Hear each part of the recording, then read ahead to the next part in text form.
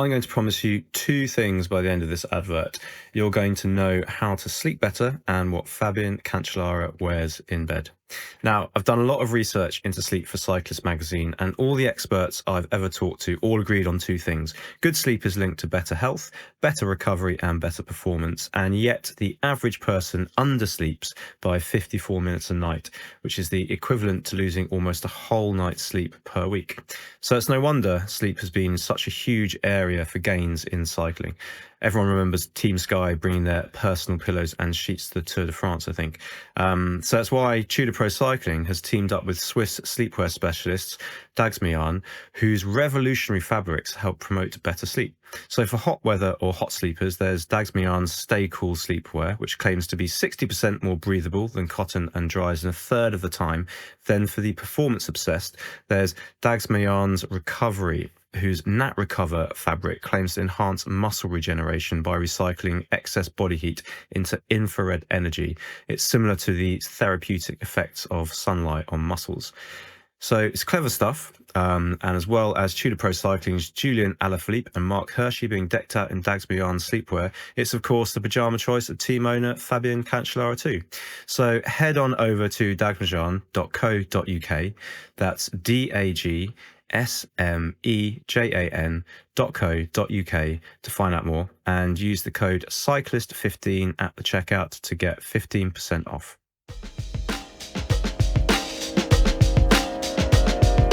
Welcome back to another episode of the Cyclist Magazine podcast. I'm your host today, Will Strickson. James is not here. He sends his best regards in an email.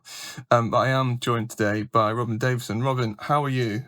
I'm so sick right now, Will. Not even the good kind of sick. I'm just very physically sick. But it's okay, because when we recorded this interview, I was fine. So listeners, or maybe viewers... You were sick in a different way. Hey-oh. Yeah. I was so sick. But yeah, I'm plodding along. How are you, Will? You're podding along. Plodding along. I don't know, like an elephant. But you know podding how like podcast. I'm plodding along. See, I'm so ill that it took me a second to get that amazing dad joke. Yeah, probably for the best. We'll get to the interview rather promptly, partially because people complain about the length of the intros, partially because it's a good interview today. You may notice that the Tour de France is on at the moment. You may also notice, maybe not yet, because it's kind of under the radar because of the crossover, but the Tour de France Femmes begins on Saturday. I want to say it's the longest one yet, starting in Brittany, in Vannes, I believe, which also has a rugby club if you're into that kind of thing.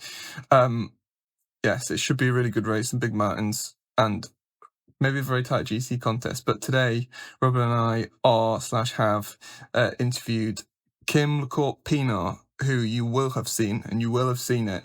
You will have seen her rise to power in 2024 she used to be a cross-country and marathon mountain biker, several-time Mauritian national champ, putting Mauritius and Africa on the cycling map in a pretty big way. Won a stage of I think it was Queen stage maybe of the Giro last year, maybe it was the one after. Anyway, big stage of the Giro last year. And then this year won she had a very impressive classics campaign topped off by Liège, Bastogne, Liège win, which was very good to watch. And yeah, she will be at the Tour de France Femmes. She will be hoping to do something good at the Tour de France Femmes. But we'll get onto her goals and her history and all that in the interview. So without messing around, I was about to swear. Without messing around, let's welcome Kim Le Court-Pienaar.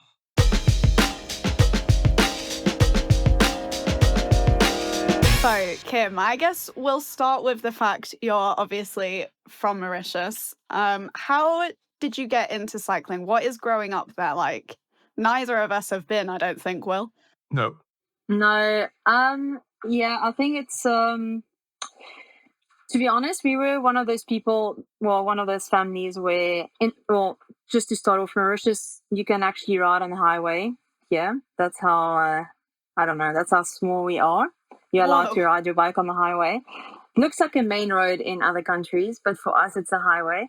And we were like one of those people where you would drive on the highway and see cyclists ride on the highway, and we would literally be like, oh, those stupid cyclists type of thing. Literally, we were those people. And then one day, my dad and mom had this one friend who organized this one race in Mauritius called the 100-kilometer cycle.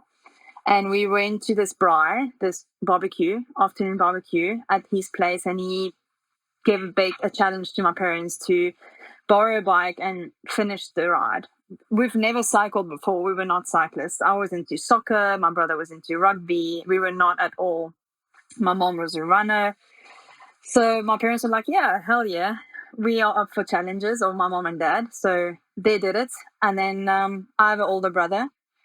And he kind of fell in love with it a little bit, but I was still too young, and I was still very much into the soccer and not very interested into the cycling until my brother really got into it. And any sport he went and tried, and I wanted to follow him. He was really my mentor. Anything he did, I wanted to do it and do it better. So that's kind of how I got into it. Sounds like siblings, yeah. Yeah. We get along really well. So yeah, I mean, now he doesn't cycle anymore, but he kind of lives his dream through me, which is, really cool. And then how did it go from that to, you had a stint in Europe before this current spell, didn't you? In the sort of mid-2010s, I think you were racing, and you did the women's tour and the Giro and stuff. How did you get from the point of probably riding on the highway, racing, cars and things, to racing in Europe? Yeah, it was well, slowly but surely I fell in love with the sport. I went to the mountain bike scene for quite a long time. I was in that scene for really long, 8 years of my career. But I was a cyclist back then, where I just didn't really want to be the best. I just was happy with training. I used to hate training. I actually just wanted to be the top, to come on the weekend and race, and then lie on the couch all week, and hopefully the legs are still fine for the racing on the weekend. I did the bare minimum. I trained like 7 or 8 hours a week, just the minimum I would do. And then just one day it just clicked. When I switched to the mountain bike scene towards the end of that career, I raced big races like the Cape Epic and won those. And it just clicked in my head that, why don't I try and do something out of this? Why am I wasting my time and my coach's time and my family's time and everyone around me, my time, basically? So I just started to focus a bit more on that. When I was second year junior, I went to the Youth Olympics. I did pretty well there, and that's where I kind of got an opportunity in Europe. And that was in 2015. I got my first kind of pro contract with Matrix Pro Cycling, who was, back in the day, there was no WorldTour racing, but they were in the top 5 best teams in the world. And that was quite crazy for me to get a shot in that. So it slowly but surely went that way. But 2016, I didn't have a really good year. With Biscaya Durango, I crashed in stage 1 of the Giro, broke 11 ribs. I had a kidney infection early in the year. I broke my toe. It was just disastrous. And I almost stopped the sport. I almost gave up on it completely. I wanted to hang my bike up. But then I came back to South Africa, and that's when the whole process of switching to the mountain bike scene and having fun and falling in love with the bike again came. And then I achieved a lot on the mountain bike scene, and my husband and I were starting to kind of discuss on where we're going to go next. What's next after this? Of course, I can come back and win the Epic again and the Swiss Epic and go to World Championships and do those things, but it kind of plateaus. Yes, it's different courses, it's different years, but it's the same race. And I wanted something to challenge myself more. I've just always been that type of person who I just want to be better than I was yesterday. Something that excites me, something that motivates me, something different. And he said, well, why not try to go back on the road? That's always been your dream. You've tried when you were 18, 19. It didn't work out financially and mentally. It just wasn't the right time. Why don't we try again? And that was 2023? That was the discussion, early 2023, just after my win at the Swiss Epic. And I just laughed at him. Honestly, I was 27 at the time, and I just said, well, firstly, I'm young, but I'm not at the age where our days teams sign riders. But I guess I was still stuck back in the day in 2015, 2016, where they signed really young riders, and now times have changed. Riders my age, that's where we peak. I mean, even later, I think we peak just after 30. So Cycling has changed, and then I just laughed at him and I said, you can do the effort. I'm scared to be rejected. I was too nervous to kind of go back into that scene, because I really didn't believe in myself. I thought I was not gonna do anything. I thought I was gonna struggle to even keep up with the bunch, to be honest. So he did all the work, and yeah, it paid off. We got the right person at the right time, I guess, and we got given a shot. So you did the Commonwealth Games a couple of times in the 2010s, didn't you? I think the second one you came 16th, and if you look at the results, you're surrounded by riders that are already racing and winning at the top level. Yeah. And you still didn't think you could make it there before you actually did it then in 2024, because that was 2022 you were racing at that level in the Commonwealth. Yeah, but at those races, like, I really just went to participate. Really, for Mauritius, we used to go to those, that we still do now, but back then we used to go with the mentality of, we have the opportunity to be in the team and represent our flag on this big stage. And for us, it was just to finish the race was an achievement. It really wasn't, I never went to the race to do something special, because firstly, back then, I was never seeing myself on the road. 2022, I was fully into the mountain bike scene kind of thing. So it wasn't something. World Championships 2023, I went to do the road just because there was a spot. But I actually went for the mountain bike. So yeah, it wasn't really a goal for me. It was just to finish. And now the mentality has completely changed, where we went to Olympic Games last year for the win. We're going to World Championships this year for the win, because now obviously we know I can do it. So it's a complete different mindset. But back then I was really, like, on the road, I was just a rider that's like, it's super cool to be around those riders that are the best in the world. But I'm just here to actually have fun and hopefully finish.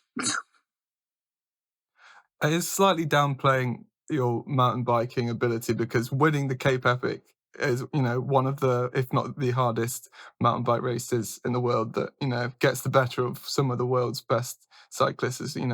Takes some pretty good legs to do that as well, right? What was the feeling for you, like, winning that race? Because obviously you're against some pretty incredible riders there as well.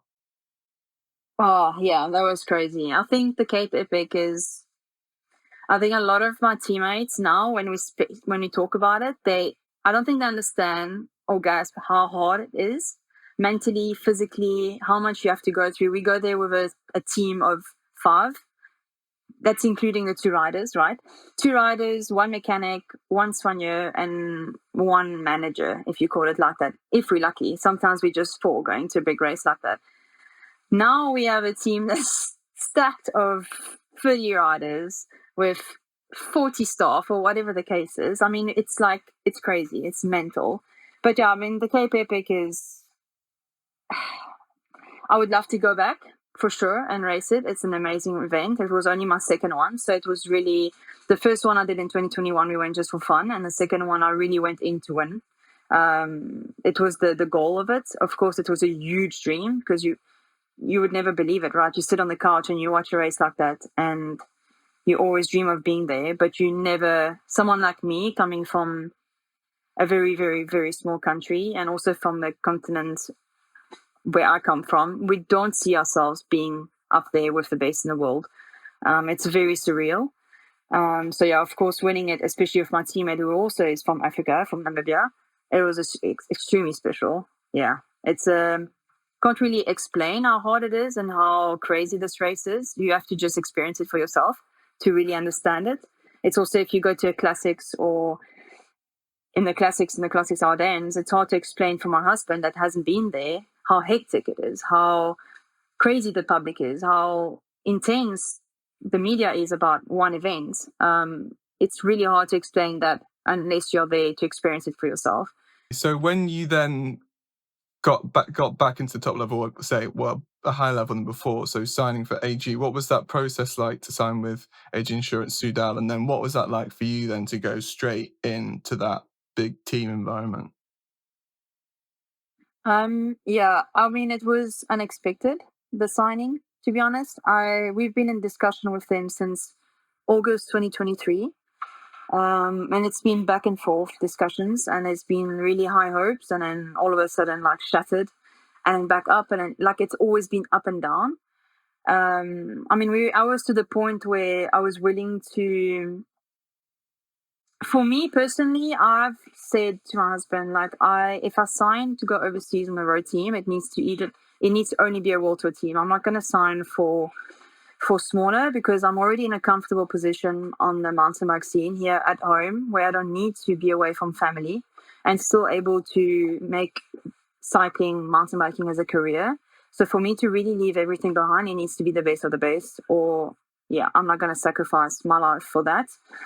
So when AG reached out, or we reached out to them, and they kind of replied, and it was really back and forth from August until November. I really lost hope towards the end of October, because it's in literally mid-November. In 2 weeks' time, everyone's going on training camp. So how it's not possible that I'm going to get a contract already. And I was getting married early December. So I was already planning my 2024 year with the mountain bike, trying to plan, okay, Cape Epic and this and that, and kind of plan B. And then I got this call from Natasha, who was the ex-co-founder of the team. And she was like, hey, can we have a chat? And the first feeling I had was, what now? Like, it's probably going to be another disappointment. And so I went home, and my whole family was actually in my lounge, because we were finally doing the final preps for my wedding. And I sat on Teams with her, and the first thing when she came on the camera, she was just like, so yeah, how are you? And like her attitude was super like sad. So I felt like, oh shucks, okay, this is bad news. And then all of a sudden she was like, oh, I've got a good wedding present for you. We got a contract, and you got a contract. We're signing you. So I just like burst out into tears on camera, and I did not know what to do with myself. I was shaking so much, and I couldn't speak. And then she was like, oh, go see your family. I'll wait. And she's just stayed on Teams, and I was away for like 5 to 10 minutes, and she still was there on Teams. And I was like screaming and with my family and celebrating, and then I came back, and it was surreal. But then she was like, okay, but this was like the end of November. Literally, I was getting married the next weekend, or the weekend coming. And she was like, well, you need to be in Calpe in 2 weeks, and then January you're gonna go to Australia, and then you're gonna come to Belgium and race Omloop and this and that. And I was like, whoa, like hectic. Okay, I was super excited, of course, but then I was like, but Natasha, just 1 second. I'm going to my honeymoon though, in like a week. So what about that? And then she was just like, oh, it's fine. You can come a few days later. It's okay. So they were super chilled. I was super nervous to meet the girls, because my previous experience in 2015 and 2016 was not what I had now with AG. I suppose because the team management in general may be less structured, less happy as people, I would imagine, because if you get less support from sponsors, less possibilities to look after riders, then as a whole, you're not as motivated and excited than you are now today. So I was really nervous to get the same kind of, not saying it was bad then, but it wasn't what it was now. It just wasn't the same welcome. I felt super alone back in the day when I went to Europe for the first time, and I was worried that would be the first feeling for me, because that was one of the hardest things for me, and one of the reasons why I didn't want to stay there. So when I came to Calpe and I met everyone, I was extremely shy. But my character, I'm shy at first, and once I get comfortable, I'm just, I'm fine. But I was super surprised. I felt literally a day later, I phoned my husband, and I was like, this is amazing. They are so nice, and I feel so welcomed, and it's such a warm welcome, and the team is super nice, and I was super surprised. So I felt literally at home in a few days. And especially for yourself as well, like when you get that sort of another opportunity to be on the road and you seem more at home in a place, what are you then aiming for in that next season? Like, are you going all out, or are you sort of focusing on kind of edging your way back in again? No, I was really, I remember being in my hotel room and telling my teammate that I'm ready I'm so excited and so ready to be the best domestique I can be this year. Like, I hope I can keep up in the bunch, because from all the experience I've had in the European peloton has been a struggle, right? I've barely finished any races. Like, I did the Flèche Wallonne in 2016. I came second last. I did the Tour of Britain in 2015. I came last, an hour and a half back. Like, really, I was just able to finish Broomwagon, like, disastrous. Like, finish in tears every race. It was horrible experience. So my experience was that I'd never had an experience of being able to feel comfortable and perform and feel like I belong there. So I was like, I'm ready to learn. I'm ready to be the best domestique I can be for the leaders of the team. And I remember my teammates saying, but Kim, like, things can change. I think you can be one of those leaders soon if you just keep on, like, they believed in me so soon. I haven't even ridden my bike yet. So yeah, it's been like, for me, I was ready to be that domestique, and then we went to Australia, and I was domestique there for Sarah and Ali, and they could see how I rode, and the feedback I got back from the team already from Australia, they were like, "Wow, you're so talented. Where were you all these years?" And hearing that from the girls that already been in the bunch felt amazing. So again, a little bit of motivation that, oh great, okay, maybe it won't be as terrible as 2015 and 2016. And then slowly as the year went by, the team kind of saw maybe the talent I had, and they put a little bit more attention to me. But I quickly switched to being a domestique, to being one of the leaders of the team, which was quite a shock, because firstly, the pressure is something I've not been used to. I've never had this kind of pressure. And I wasn't ready for it. It's really new. I still had to learn how to ride a road bike and push the power I used to push on the mountain bike, which is completely different positions. Learn race tactics, learn how to race in a group of 6-7 girls when I'm only used to racing solo or with one other girl. It's much easier to race. So yeah, there was so much I needed to learn very fast, but the team were very good in a way that they let me know that they want to work long term and slow, and I don't need to stress. I don't need to do it now. But then I was the one that actually was like, no, I want to do it now. I want to, like, really perform now. So every race I would start doing top 10s. Well, my first top 10 in Australia, I was actually, whatever. I was actually disappointed because we went there to win. And I did 9th, and the team was so happy, and I could understand. I could not understand why they're so happy.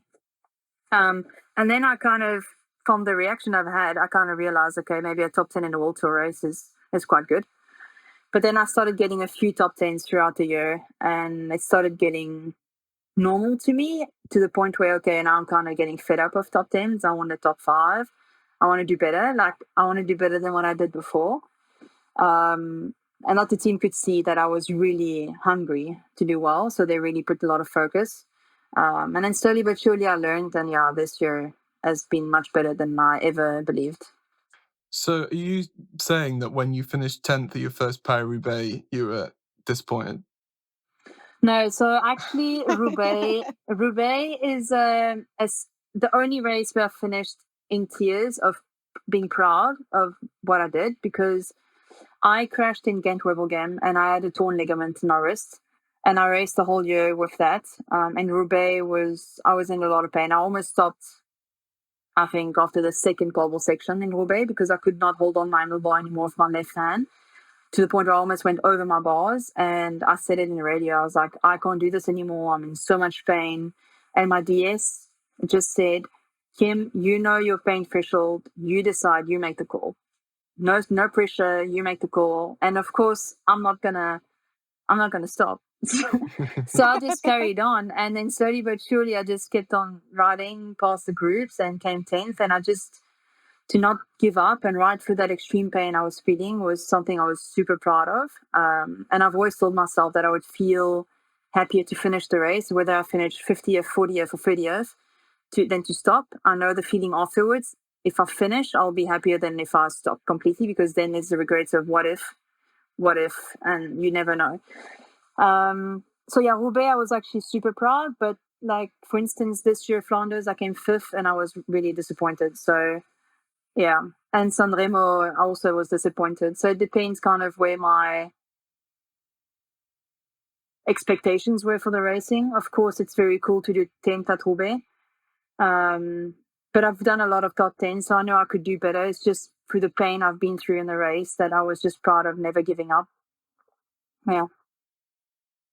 And obviously you have so much mountain bike experience coming into these races and into the classics. Would you say that you were sort of, I guess, like always destined to kind of shine in these on these races, in these parcours with these cobbles?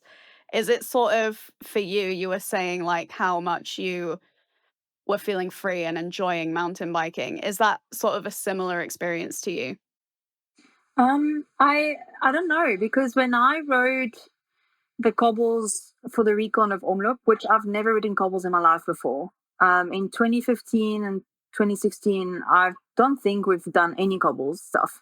I think I've only done the Champs-Élysées Women Tour de France, the last edition one that was only on the Champs-Élysées.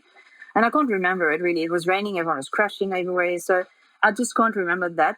But when I did the Omloop recon on the cobbles, I remember literally after the first section looking at my teammate and saying, or even thinking to myself internally, saying, what the hell am I doing here? Like, this is terrible. How am I going to race on this? I'm going to come dead last. I remember saying it to myself. And then obviously then you think Omloop is small compared to like Flanders or Roubaix or those kind of cobble sections. But I've also tried to explain to the team that on the mountain bike, firstly, we have much bigger wheels. We have suspension. It's much more comfortable than, of course, some skills come into hand for sure. For like Strade Bianchi, I felt super comfortable in the downhills on the gravel sections compared to some other girls I can see doesn't have much skills. But then if you go downhill at 80 k's an hour in a bunch, you have to firstly trust your line, but you have to also trust everyone around you. On the mountain bike, you go down a single track, there's a lot of rocks, and you go half the speed downhill or even less. The rocks don't move in front of you. You just have to trust your line. So there's not a lot of things you have to kind of gather around you. If you go into the single track first, if someone's behind you, then they're behind you. You don't need to worry about them. But in a road race, there are 100 other girls around you that you have to just trust, that they don't just switch you or come in front of you, or it's completely different. And I try to explain that to the team that, okay, I come from a mountain bike background. Maybe it's some power output helps me here and there, or maybe some skills help me here and there, but I've not ridden on cobbles on a road bike or slidey on an old gravel on a road bike. It's not the same. So yeah, I guess some skills help, confidence help, but it's completely different racing. It's not the same thing. Whether you're about to head off on a foreign sportive or just commuting to work, riding uninsured just isn't worth the risk. That's why Lacquer Complete exists. It's Lacquer's most comprehensive bike cover, going way further than you think to protect your pride and joy. Lacquer Complete covers all the obvious stuff, theft, accidental damage and even vandalism, but it also goes beyond to cover you for legal costs if you pursue a personal injury case for an accident that wasn't your fault, like being hit by a motorist or being taken out by a pothole. Plus, if you've got more than one bike, Lacquer offers a 50% multi-bike discount. As with all Lacquer policies, there's no excess on bike claims, no annual subscription, and each month you pay your fair share of the total claims made within the collective, up to a capped amount. Then throw in the fact that Lacquer is run by people who know the difference between a T47 and a BB86, and it's no wonder it has been awarded Best Cycle Insurance Provider 7 years in a row. So find out for yourself by heading over to lacquer.co/cyclist. That's Lacquer, laka.co/cyclist, and use the code CYCLISTMAG to get your first 30 days free. T's and C's apply. I reckon a while ago, the bike computer market looked all sewn up. There were two big players, end of. Kind of like how once upon a time group sets meant either Shimano or Campagnolo. So there's a wonderful synergy in the fact SRAM busted open the group set market back in 2006, and now SRAM's computer arm, Hammerhead, is blowing the doors off in the same way with the Hammerhead Karoo. My favourite thing about the Karoo is how much it's like a smartphone. So the touchscreen is really crisp and punchy, so data and mapping, which is way more like a phone's mapping than a classic bike GPS, by the way, those things are super clear. But unlike a phone, battery life is a huge 35 hours with GPS on and your ride recording, plus it's also way smaller. It's up there with the smallest head units given what it does, and it does loads, from predicting gradients in real time to making routes on the fly to running apps like Spotify, and it will even tell you how fast you're going. There's a whole lot more that we'll get into in other episodes, but for anyone who just needs things now, head over to cyclist.co.uk and search Hammerhead Karoo 3 to read our in-depth review and find out why we gave it our Cyclist Recommended Badge of Honour. Then head to hammerhead.io and use the promo code CYCLIST to get a free heart rate monitor with every purchase of a Karoo. Just make sure you put everything in the basket first before applying that promo code. Cyclist, promo code hammerhead.io is where you can find all the gear.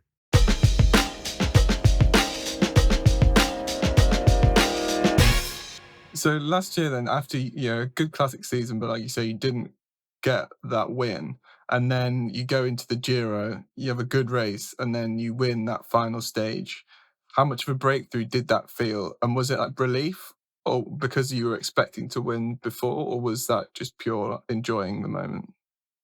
No, actually, no. Actually, the first 5 stages, Giro was 8 stages. The first 5 stages were great. I was lying 5th GC. It was fantastic. But then came stage 6, where it was extremely warm with the heat. And I got sick on that day with heat stroke. And I was vomiting on the bike, and it was horrendous, terrible. I could not eat, I could not drink. I went to the medics to get some stuff. I don't know what they could give me. It still didn't work. The stage finished on this steep 1.5 kilometer thing where I actually lost a few seconds there. And I was like, I was drained. I was absolutely broken, because the day after that, stage 7, is the Queen of the Mountain stage, which you should normally get a lot of energy from eating well the day before to go into that day. But for my case, it was complete opposite. I barely ate and drank that day. Going into the Queen stage, I'm like, okay, it's never over until it's over. Start the stage. Can't eat, can't drink, nothing. I probably ate 1 gel the whole day. And I lost 16 minutes. And I was just trying to pull my body up those mountains to the finish line. My teammate, though, got the polka dot jersey, so that was amazing for us. At least we did something there.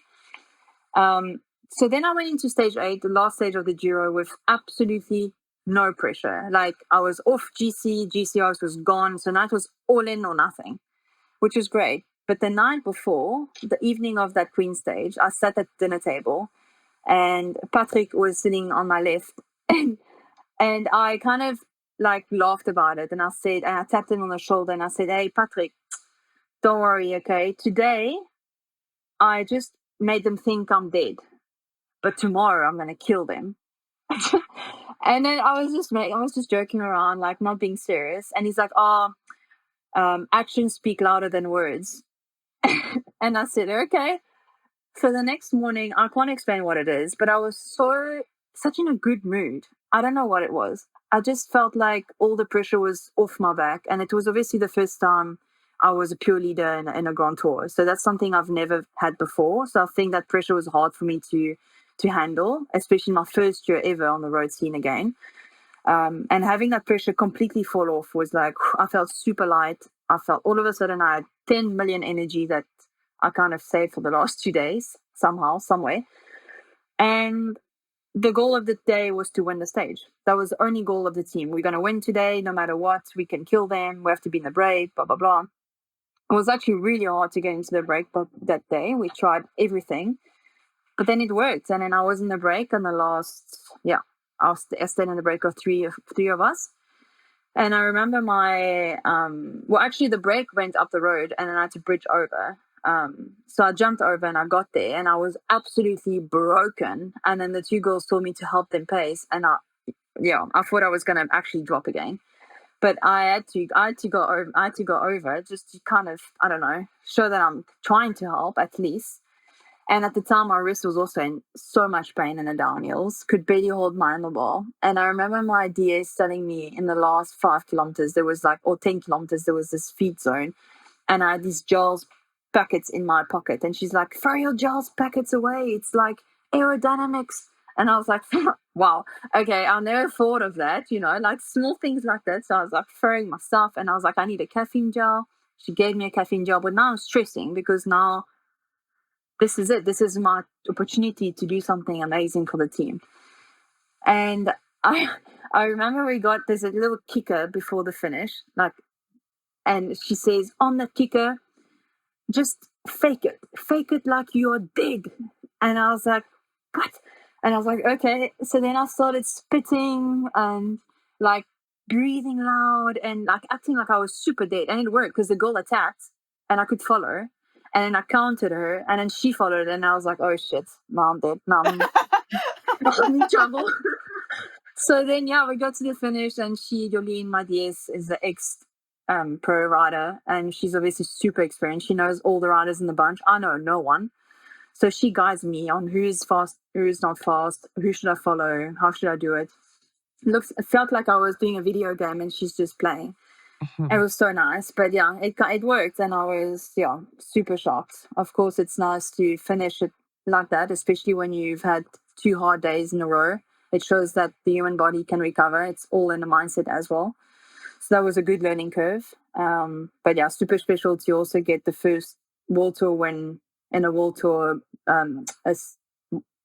stage race, a WorldTour stage race, Grand Tour for the team. We've never won a stage in a Grand Tour, so it was super special for us as well. And obviously it must be absolute exhaustion as you crossed the line. But how did you then celebrate later? I think it was exhaustion, but at the same time, you're so hyped that you're full of energy. But unfortunately, I didn't have such an awesome celebration afterwards because I went to dope testing and I struggled with that for long. I was there for probably 3 to 4 hours because I was dehydrated. So, God. So basically, everyone almost left. They drank my Guys, champagne. I'm still here. The team drank my champagne. They kind of left, and kind of that was it. Like it was just a bit sad. But yeah, I mean, they did come see me at dope testing, but I wish I could also have some champagne with them. Yeah. Yeah, what was the reaction like back at home after your stage win at the Giro? Yeah, it was super special. Of course, people were, in Mauritius, people were jumping up and down for sure. I think it's just very surprising because of how fast my progress has been and just being in this scene for only a few months. But I think being surrounded by the right people and having the right background, in terms of my husband being such an amazing support system, my family and my friends, but also the team, they believed in me. I think more than ever now, but they've already seen like a bit of a spark of what kind of rider I can be back then, and they've just supported me. So yeah, for sure the support has been insane. And I think since that, the support I get from Mauritius and Africa has been really, really amazing. I feel like a lot more people are following the scene now, which is really special. And obviously the Mauritius national champion kit looks a bit similar to the world champion kit. Do you ever get people like saying you're Lotte Kopecky? Yes. Actually, well, at the Giro last year, at the team presentation, it was the first race I had my national kit on. And Lotte was also there. So that was really strange for me because people would surround me asking for pictures and autographs of Lotte, and she's literally standing there. And I felt so embarrassed because in my team there's Justine, who is also Belgium and a good friend of Lotte, and they just laughed at me. They were laughing at me so much, and I just hated it. I was just like, "Yo, guys, I'll sign. Yeah, take it. Yeah, signing, yes, pictures, like." But at the same time, like, guys, she's like right there. You can like the real one just here. I'm like the Timmy or the Sheen world champion at the moment, but there's the real one. No, that was pretty. Yeah, I think that's when things started being quite hectic. To be honest, people started saying things, but not as bad as this year. Last year was a little bit. There was some comments. I mean, there's even people making videos after my Giro when like, is this even legal? Like, we should ban her. We should ban Mauritius from racing at all. And there was a lot of bad comments, but this year is much more hectic. But I mean, yeah, I'm friends of Lotte now, so I've actually asked her the question: what do you think of my kid? And like, she told me straight up that at first she was like, "What the f?" But then, I mean, then everyone kind of knew it was now my country and my flag, and I can't do anything about it. UCI approved it, and we can't change it. If it's my flag, it's my flag. Like, it's unfortunately similar, but that's not like I've never wanted to be someone else or try and be someone, or I am who I am, and it's just not my fault that my flag is just so pretty. That's just what it is. Exactly. Has it ever helped you in a race where you've maybe attacked and there's a SD Works rider has seen you go and just sort of let you go because they thought you're Lotte? I think I've had sometimes in the racing when it was just the beginning of me wearing the kit where I would be able to kind of get into trains and through because they would think it's not me, which was funny. But now I think people know. But no, actually, I've never had the feeling where I think the girls in the bunch are not stupid. I think they've known. I've raced with them for a while now. So it's just the people, the couch potatoes who kind of have those accounts to just write bad stuff. And yeah, of course, there'll be people that don't know. But I think now the people that are in the cycling community and that follows and have respect would know the difference. And as you say, it's kind of like, this is my country. Like, you're helping put it on the map for those people who don't know. And you must get like so much pride as well from wearing that jersey. And it looks beautiful. Course. Oh, of course, it's so special. I think my helmet also is the helmet. I mean, we don't have the same helmet. That's where you can see the difference, right? The helmet. Exactly. But I think also at Liège, for instance, like Demi and I were kind of laughing about it because I kind of whispered to her saying, I hope now people are going to realize that, okay, I'm Kim and Lotte's Lotte and this is my kid. And because now I kind of put a statement out there that, okay, I'm not just someone that want to be someone else. People always think I want to be I'm just me and I'm trying to make my own path here. And hopefully now having my flag and my kit shown in big will make people realize, okay, you need to also kind of give me the same respect as all the other national championship riders. And she was like, but on Rochefoucauld at the top, when I turned around and I saw the kit, I thought it was Lotte, and she was like, oh shit. And then I saw it was you, and I was like, shit, what? Where? Like, what? Because even Puck was like, where did you come from? You were not there, and then you were there. It's like a switch. So I think me and Lotte were like, we're just gonna quickly. But yeah, no, I guess I still get a lot of comments, and Liège was actually really bad with the social media afterwards regarding the kids. It's just disappointing I try and not read all the stuff because I obviously don't see all the stuff people write.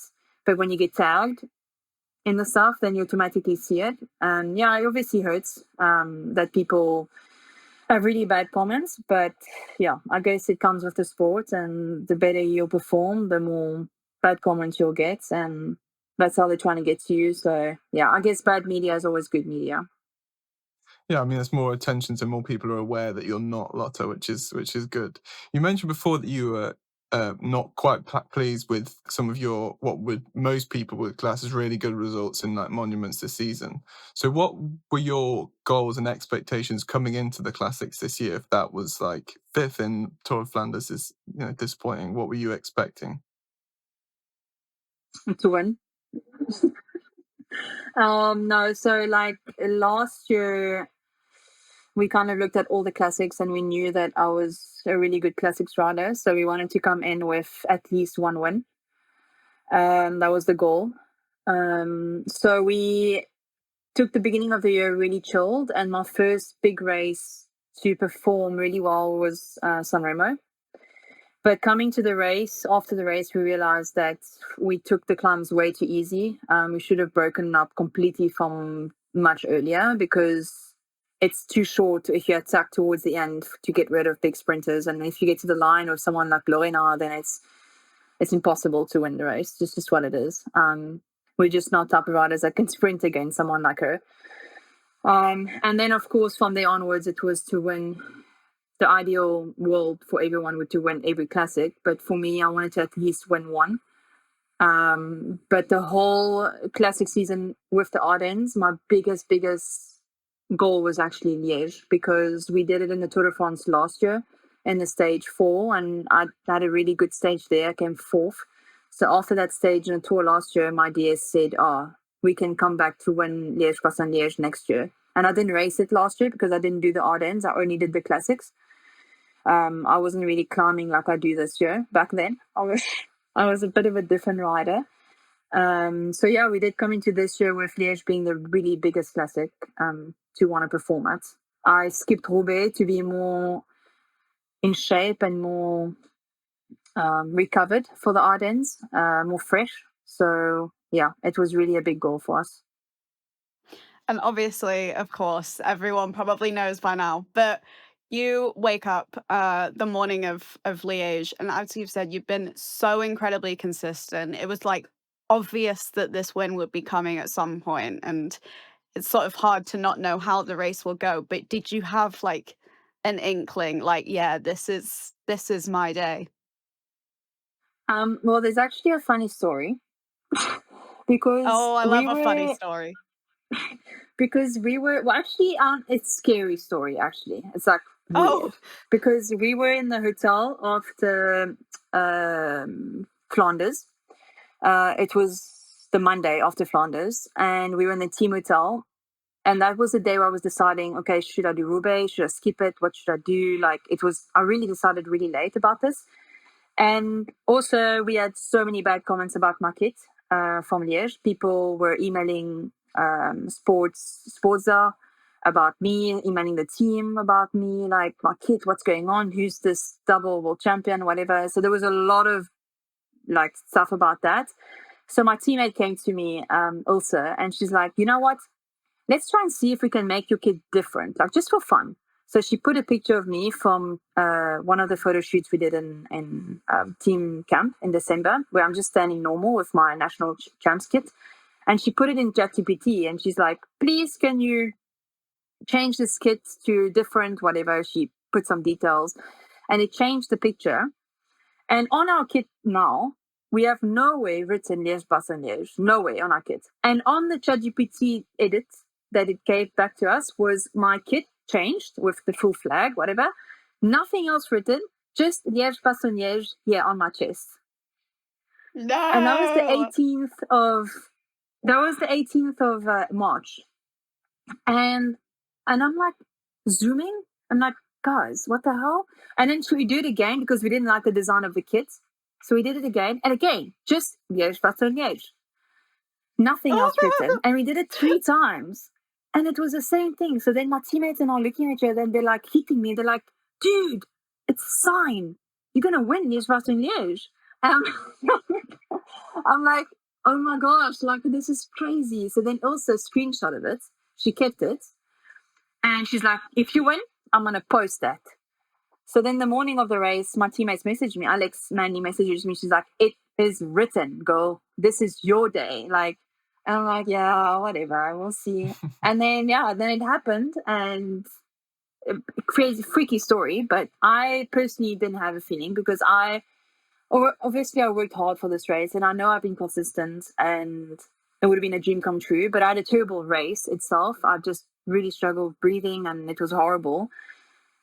But I never wake up to a race thinking, yeah, I'm going to win today. It's always anything can happen in the race. I know I've got a big chance. I know I'm one of the favorites, but I'm never that confident when I go to a race. I'm always very scared because I've never won such a big race, especially the biggest monument. I mean, it's not something it's something I dream of, right? It's not something you've always, I'm going to do it. I'm not won nothing. All I want is to get onto the podium, whether it's third or second. No, I'll just get onto the first step. I'll just, appear. So yeah, no, it wasn't something I expected to we worked really hard for the team and I. So of course it's something I really wanted deep down. But I didn't wake up saying I'm going to do it. But of course, if you think about all the, if you suspect, like, how do you say it? If you believe in like small things like that ChatGPT thing, then you're like, maybe it can work. That'll be cool. And actually, the morning of Liège, I had to ask my mom to send me a video of, because they filmed my win at the Giro and they were screaming at the TV in the sprint. And I actually replied to, oh, well, maybe I'll do the same today. And that was my message to my mom also in the morning of Liège. So I don't know. Oh, that's crazy. That's crazy. And then when you won that,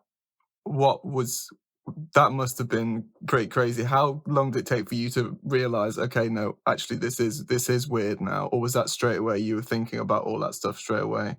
Or were you then rushed off to do the drug testing? Oh no, I don't think I've cried this much ever. I was all the videos is like me crying, like I couldn't stop crying. Terrible. But yeah, of course it's a crazy moment. I think I don't really remember much from as soon as I crossed the line, to be honest.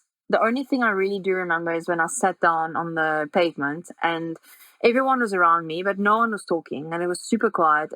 And they kind of almost felt like they gave me my 5 minutes to just kind of let it sink in. That was really special. But no, I think I tried to find my teammates. That was the first thing. I found my photographer and my soigneur, and I just wanted to hug someone that I feel connected with. And yeah, when I saw my teammates and how happy they were, that also really made me so happy. And just went backstage, which I have no idea how these things work. You know, it's my first time doing this stuff. Going to the van where Puck and Denny was also changing, and when they were kind of telling me how much I deserve it and that I'm a great winner and that I worked so hard to get where I am today in such a short time, to hear that from champions like them, it's super special. It really, really meant a lot, because you can be a champion yourself, but to make someone else feel that, to be able to be so humble, to be able to make someone else feel that they deserve it is something else. So yeah, I really appreciated those kind words from people like them. Yeah, it just didn't sink in until really a few days later. It took quite a while. We didn't get a big celebration after that either. It was just a long afternoon. We finished quite late, and people had to get home. So I went to my hotel room in the evening, and I kind of had this film myself doing this little stupid dance with my trophy. And I sent it to my family, and I'm like, I'm having my own little party in my room. No worries. But yeah, I guess we'll celebrate it sometime in the year. It's just not the time yet. And at what point as well did you realize that you were the first African monument winner? Because that itself is also like another layer of prestige. Yeah, I actually didn't know until I saw it on social media. Yeah, I really didn't know I was, to be honest. It just didn't sink in until a few days later, until I've already read all this stuff, and then I saw it and I saw how big and important this was. But still, when I was reading it, I was just like, okay, but it still didn't sink in. It was just really strange for me because I just never really pictured myself doing what I did. And even talking about it now is just so weird. It really is so weird. But yeah, it's really special. I mean, also seeing like how proud Africa is, South Africa and my country and all around Africa, to be honest. And even Europeans and the girls in the peloton are so proud and happy for me. And that means a lot. It just, really means a lot. As someone like Germa Bremé that also posted about it, so that also is cool. But I mean, I don't do it just for that. Like I just did it for the team and for myself and for the people that all the sacrifices I've had throughout the years, leaving my husband behind for 3 months. It's just not been the easiest time. And to know that all the sacrifices are worth it. Because if I miss a dinner here and a dinner there and not being able to go see my friends, I always kind of tell them, well, in my head, I hope I do something great, really great, so that it shows that not being there all the time for them is why I do what I did. So I'm really happy I could pull something off, not only for me, but for everyone around me that has to go through all the nonsense I have to go through in my day life. It's not easy being, I think, the husband of a professional athlete. There's a lot of sacrifices and a lot of compromises. So yeah, I'm really proud I could do it for everyone else. And then I think the big thing for the rest of the season, obviously you've probably got a lot of goals, but you mentioned it before, the World Championships. Now, there's a problem in that then you've got to choose which jersey you wear. And although they look the same, you wouldn't be wearing the Mauritius flag if you were wearing the World Champs jersey. But also it's in Africa as well. Does that add an extra sort of, I need to win this race? Yeah. Well, firstly, it wouldn't feel very different for me. No, jokes. No, of course it would be amazing. I think it would be great because then I wouldn't have bad comments anymore. There's only one jersey now, and no one can be the same as me because I would have both. So no, I think for sure World Championship in Rwanda is super special. Like you said, it's in Africa. It's special for us. It's also special to have the Europeans come to our side and kind of see why it's so hard and why do we struggle to go that side, because they're already complaining that it's so far and it's so this and it's so that. But it's time for them to also experience our side of things. And obviously my aim is to go to World Championships, but I'm in discussion now with the team and my federation to kind of get the best support possible. To compete in the best, to get a medal, you have to have the best support in terms of having the right mechanics, Tonyo, manager, DS coming with me. So I'm trying to gather that from the team. So I would only go to World Championships if I get the perfect support. Otherwise, yeah, it's difficult to compete against big teams or countries like Belgium and Netherlands if I don't have the right support. I've done it in the past, but I've gone to those races, like I said, with no intentions of performing. But now it's a complete different game. So I need to go there as prepared as those big countries are. So we are in the process and it's looking good so far. So yeah, that'll be great. And then what are the rest of your goals for this season aside from that? Well, definitely to beat my last position at Tour of Britain and in June. I definitely want to beat my 1 hour and a half delay on the first position. And then, yeah, there's the Tour de France, of course. We go there with big goals. So, yeah, of course, I want to win a stage of the Tour de France. And if it's the first stage, then why not wear the yellow jersey and try and keep it for as long as I can. But for sure, we go there with big intentions. So we'll just see how it goes. And your mum is Scottish, is that correct? That's what I've read on the internet. You do realise that means that we can officially claim, as British citizens, we can officially claim your wins as our own wins.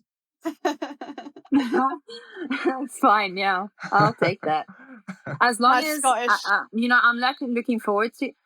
I'm looking forward to going that side because I've been telling the team I want to eat black pudding and haggis. I can't wait for that, like a haggis pie.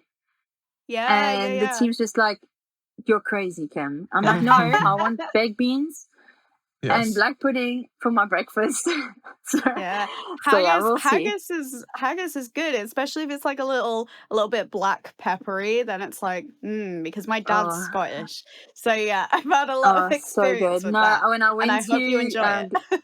Yeah, when I went to Glasgow for World Champs last year, I went to the mountain bike World Champs, which was a bit out of town, and there was this little bakery down the road, and I had the haggis pie, and oh my word, it was so good. So good. I was like sending pictures to my mom and I was like, "Oh, look what I'm eating," and she was so jealous. But yeah, my team thinks I'm crazy. But I'm like, haggis pie, black pudding is like friet in your country, so just chill. And then with your success and your continued success, have you seen anything back home now that cycling is growing because of what you're doing? Because if it's not now, I'm sure it will be as the years go by. I've heard the support will be bigger. I've heard that they want to invest more. I've for sure seen that the following is bigger. The interest in the sport is much bigger. But I am actually going to Mauritius next month to keep the jersey, hopefully. So I will then see. I think there's a lot of people that wants to meet me, and I'll probably make an appearance to just meet the people that have been backing me this whole time over social media that I don't get to meet in person. I would love to meet all of them in person. So I think you'll see with my own eyes. But as far as I've heard from the federation and the sponsors of the federation, and that they want to support the cycling more, and they see a future now, and they realize that Africa do belong in Europe, and that we just need the right structure. I've been blessed to have the right structure and the right team, and I think a lot of us do not have that structure and the opportunities that I've gotten by chance. You just have to be in the right place at the right time, or just have the guts to contact people and give it a shot. So hopefully this will wake some people up in Africa and make them understand that there is a chance. You must just invest in it and believe. I think that's a great note to end on. Very inspirational. Thank you very much, Kim, for joining the podcast. Thank you, Kim. I'm going to promise you 2 things by the end of this advert. You're going to know how to sleep better and what Fabian Cancellara wears in bed. Now, I've done a lot of research into sleep for Cyclist magazine, and all the experts I've ever talked to all agreed on 2 things. Good sleep is linked to better health, better recovery and better performance, and yet the average person undersleeps by 54 minutes a night, which is the equivalent to losing almost a whole night's sleep per week. So it's no wonder sleep has been such a huge area for gains in cycling. Everyone remembers Team Sky bringing their personal pillows and sheets to the Tour de France, I think. So that's why Tudor Pro Cycling has teamed up with Swiss sleepwear specialists Dagsmian, whose revolutionary fabrics help promote better sleep. So for hot weather or hot sleepers, there's Dagsmian's Stay Cool sleepwear, which claims to be 60% more breathable than cotton and dries in a third of the time. Then for the performance obsessed, there's Dagsmian's Recovery, whose Nat Recover fabric claims to enhance muscle regeneration by recycling excess body heat into infrared energy. It's similar to the therapeutic effects of sunlight on muscles. So it's clever stuff. And as well as Tudor Pro Cycling's Julian Alaphilippe and Mark Hershey being decked out in Dagsmian sleepwear, it's of course the pyjama choice of team owner Fabian Cancellara too. So head on over to dagmejan.co.uk. That's DAGSMEJAN.co.uk to find out more, and use the code Cyclist15 at the checkout to get 15% off.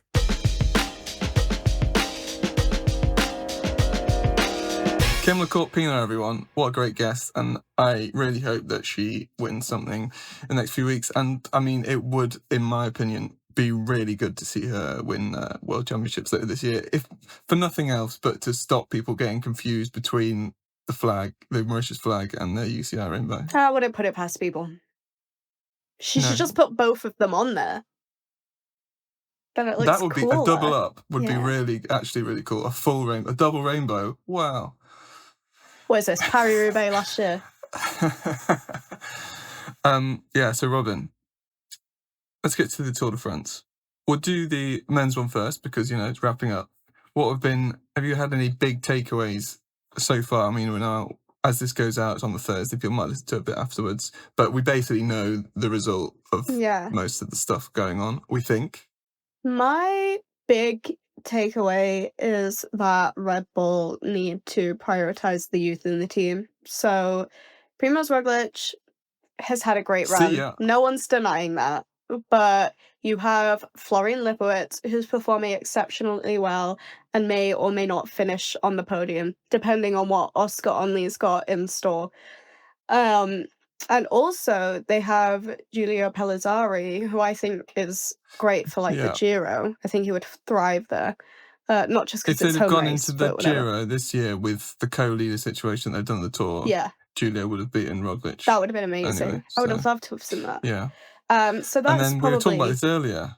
So maybe they're rumoured to be on the verge of signing Remco Evenepoel. Just don't bother. At this point, just don't. And I think, I don't know about you, but I think just don't bother. Just go with the 2 lads. Yeah. You've got a young Italian and a young German, 2 countries that have been without big GC rider for a while. Obviously, Germany a lot longer than Italy, but still very good for the sport. especially in those countries. And then Remco goes somewhere else. Maybe Yeah. go to Ineos. Maybe. Roglic can go somewhere else. He's clearly got some legs in him.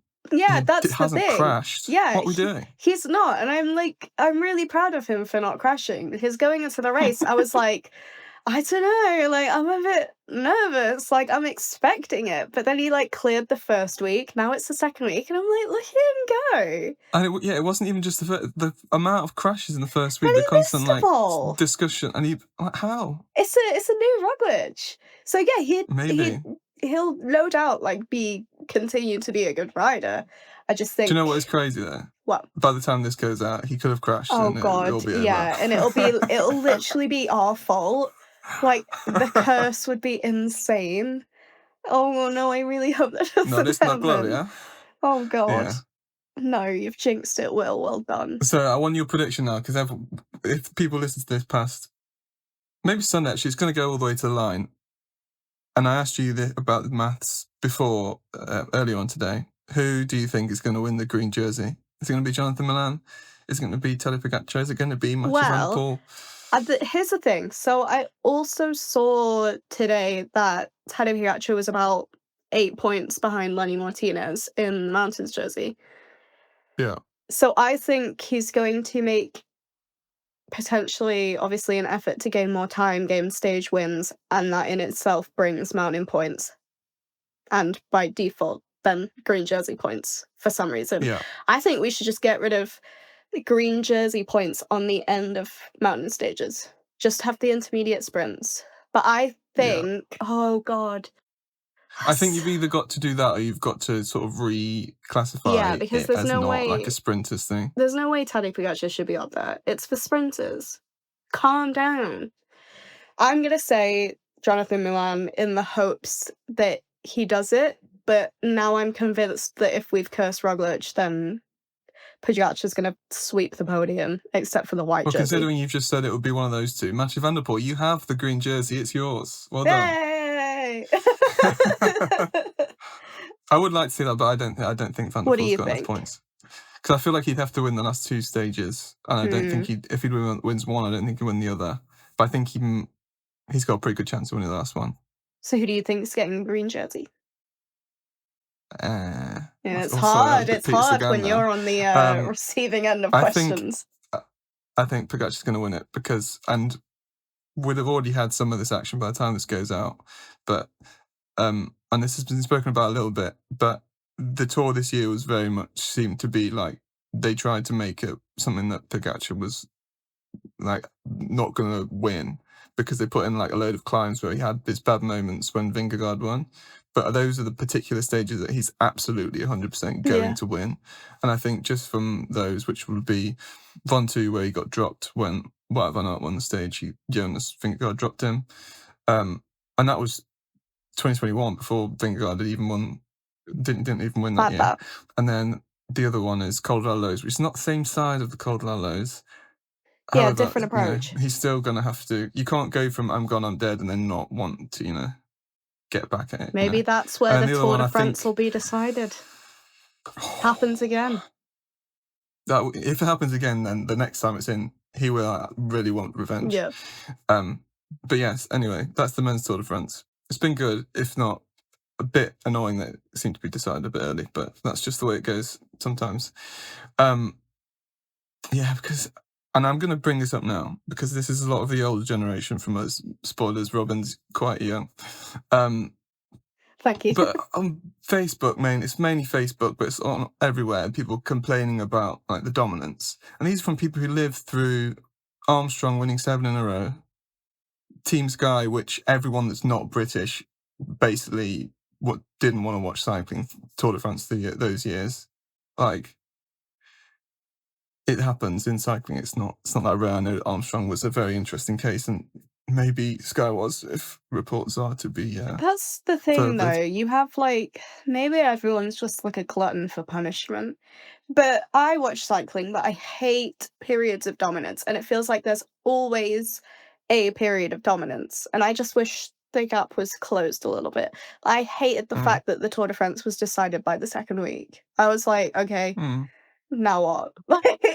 So But, you know. And that brings us on actually perfectly to the next topic, because one Tour de France that wasn't decided so early in 2024 was Tour de France Femmes, which was decided on the final day by 4 seconds So good. on outdoors, mainly because Demi Vollering's team let it down.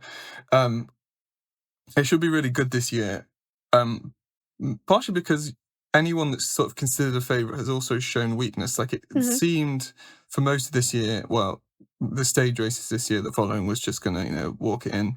She's got a team that actually wants to work for her now, which is kind of nice. But then also ST Works may be racing in a kit that looks exactly like FDJ Suez. Yeah. A bit weird. That's great. And then she also lost, was it Burgos to Marlon Reusser? Yeah. Which was like, oh my God. That was We a have a surprise, to be race. fair. Let me pull it up. But then what happened there is, it's like, oh, maybe Royce, because Royce was climbing really well at the Vuelta, España Vuelta Femenina, whatever it's called these days. But It was then the Tour de Suisse. Royce went from, was it Swiss? Burgos might have been the one that following didn't do, and Royce She didn't, no. Okay, now we're with it, Tour de Suisse. But then Royce went to the Giro d'Italia women as the favourite, I think we would say, because of what happened there. And then she didn't win it. Partially, we can't put it all on her being unwell, because, you win the race, you win the race. Well done, Longa Borghini, twice in a row. But yeah, that's weakness is a weakness. You don't win the race. Is she going to be back into her best form at the Tour? Hopefully. It'd be nice to see her. I think if there's a competition this year, it's between those two and not Niewiadoma, but I could be proven wrong. What do you think? I know you're a big Cassia fan. I love Cassia. I love all of these women, to be fair. I think they're so great for the sport. I think they're all going to be watching each other, and then here comes Sarah Gigante flying through. She's definitely going to be on the podium, I think, Sarah Gigante, and it'll be Gigante. Is she doing it? Because that would be Gigante. Her Giro was very impressive. Oh, it was so good, wasn't it? It was crazy. Yes. And we interviewed I feel her. like we're sort of getting into that.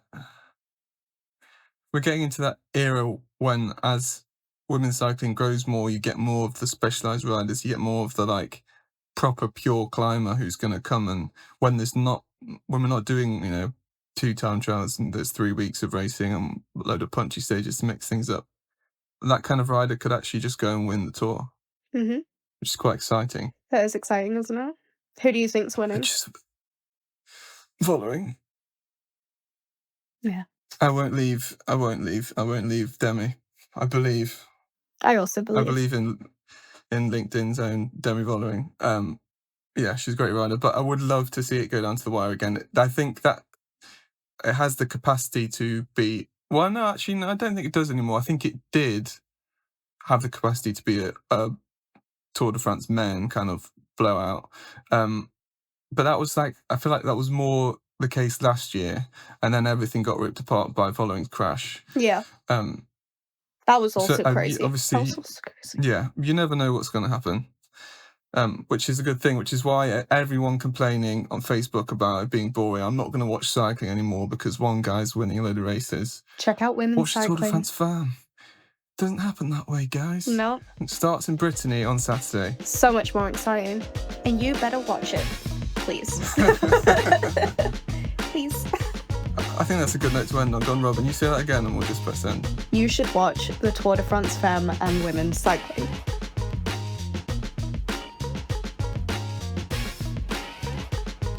Bye.